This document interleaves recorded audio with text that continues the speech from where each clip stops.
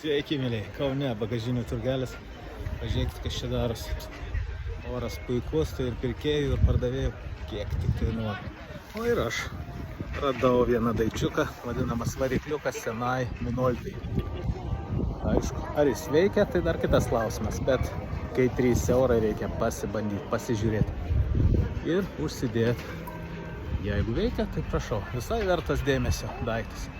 Einam toliau pasižiūrėti, kas tam turgelį yra. Tikrai verta pasidaryti, veiksmas vyksta. Užsukit, jeigu jums įdomu. Manau, kad rasite tai, kas jums įdomu. Būtinai.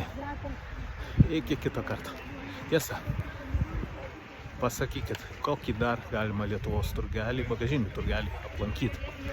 Kur nors kitoj pusė Lietuvos, nesvarbu. Aišku, dar turi norą aplankyti Klaipėdoje. Taigi neužilgo, manau, ir būsim ten.